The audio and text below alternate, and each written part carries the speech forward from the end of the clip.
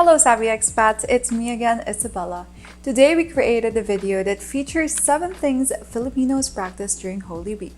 And without any delay, let's dive into the list. Catholics represent 80% of the Philippine population. This means that the Holy Week is celebrated in the whole country. The Holy Week, otherwise known as Mahal na Araw in Filipino or Semana Santa in Spanish, is observed by Filipinos from Palm Sunday until Easter Sunday.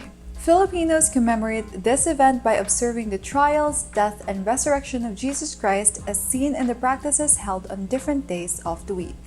The first tradition on this list is fasting and abstinence.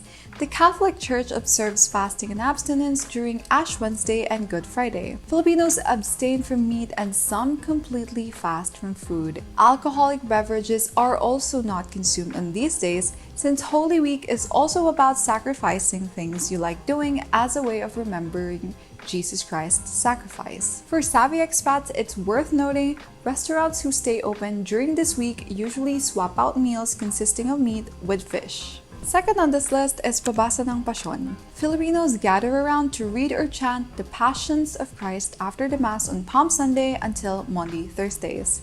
To do this, microphones and speakers are installed and 2 groups read verses in unison. The Passion is sung in mournful melody and is usually conducted in chapels, houses, or spaces as long as there's an altar and an image of the suffering Christ. What's interesting is that a full-length pabasa lasts for days, which end on Good Friday.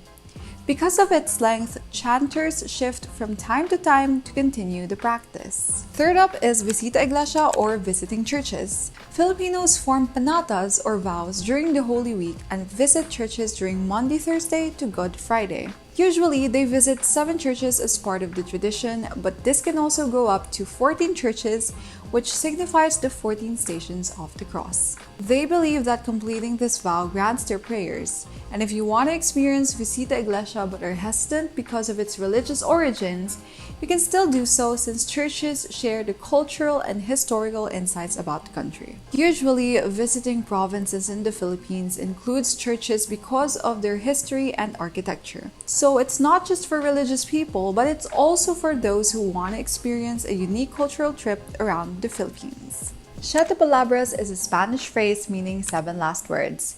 In Holy Week, particularly on Good Friday, this is about the 7 last words uttered by Jesus during his crucifixion. Traditionally, Filipinos listen to the radio until 3:00 p.m., which is known to be Jesus Christ's exact hour of death. What's something you savvy expats should consider about this? The time. At 3 in the afternoon, anything that's considered fun is halted as sacrifice for the Lord. It's also interesting that there's a saying that you're not allowed to take a bath after 3 p.m. since God is dead.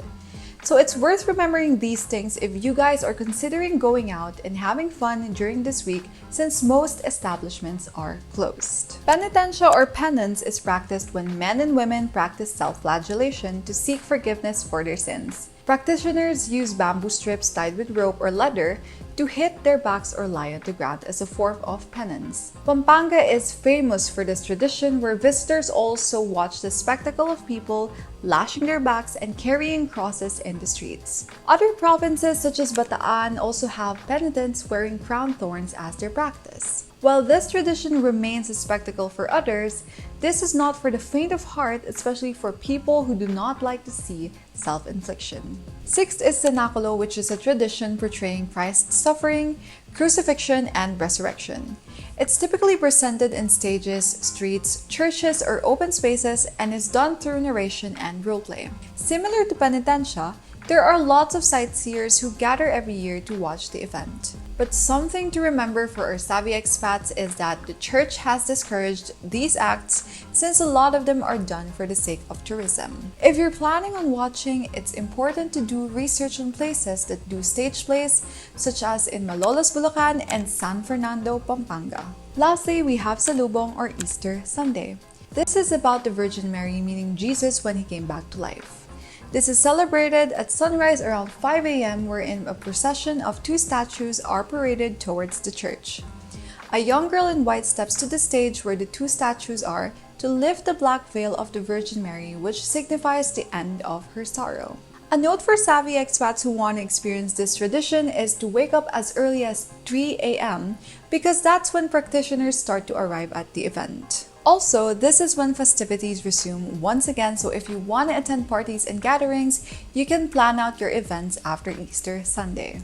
The Lenten season is an important time in the Philippines and can be a great factor in terms of planning your vacation here or planning your schedule. My advice to you guys is to check your calendars for these types of events since they happen annually so that your stay in the Philippines and your itineraries are foolproof. On the other hand, you can also make use of this time to learn about the culture and traditions in the Philippines by experiencing one of their widely observed practices.